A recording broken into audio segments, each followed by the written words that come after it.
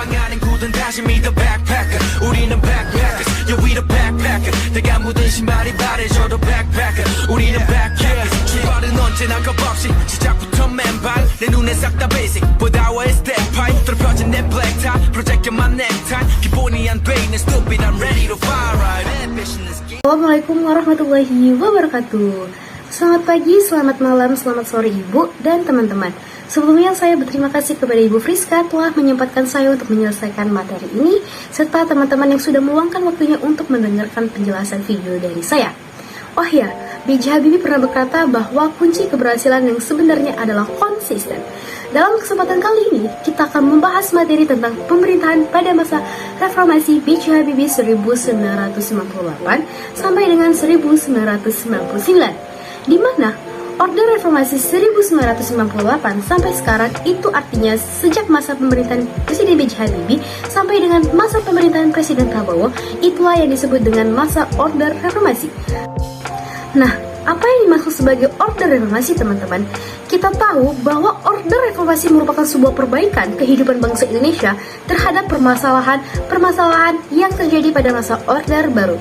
Kita tahu bahwa pada masa Orde Baru menjelang kejatuhan pemerintahan Orde Baru, terjadilah krisis multidimensional yang melanda Indonesia. Bukan hanya krisis ekonomi, melainkan juga krisis politik. Maka, kita dapat melihat bahwa Orde Reformasi adalah sebuah perbaikan upaya untuk memperbaiki kehidupan Indonesia. Kira-kira seperti itu, teman-teman. Jadi, apa yang menjadi penanda dimulainya masa Orde Reformasi? Kita tahu bahwa masa Orde Reformasi dimulainya dengan terpilih atau dengan ditunjuknya Presiden B.J. Habibie. Kita tahu, pada tanggal 21 Mei 1998, Presiden Soeharto menyatakan berhenti sebagai Presiden Republik Indonesia dan Wakil Presiden B.J. Habibie. Kemudian, ditetapkanlah atau ditunjuknya Presiden B.J. Habibie sebagai Presiden Republik Indonesia untuk pengganti Presiden Soeharto. Maka, dengan munculnya Presiden Soeharto dan naiknya Presiden B.J. Habibie, maka dimulailah Orde Reformasi. Nah, apa yang ditempuh kebijakan politik B.J. Habibie?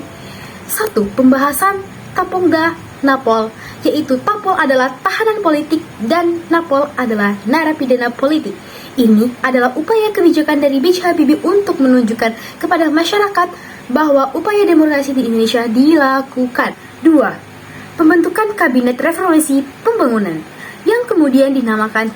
Kita tahu bahwa pada masa Orde Lama, kabinet-kabinet yang terbentuk diantaranya adalah Kabinet Kerja dan Kabinet pada masa Orde Baru, terbentuklah Kabinet Ampera dan Pembangunan.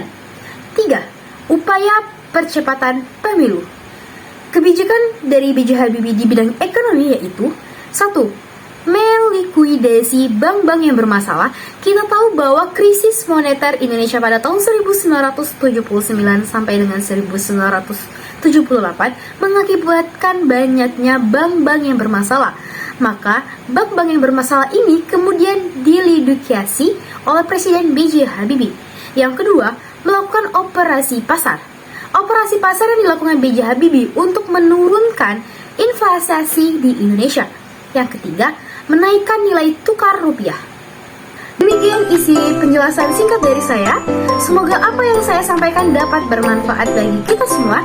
Jika ada kekurangan, mohon dimanfaatkan karena kesempurnaan sungguh hanya milik Allah saja. Wassalamualaikum warahmatullahi wabarakatuh.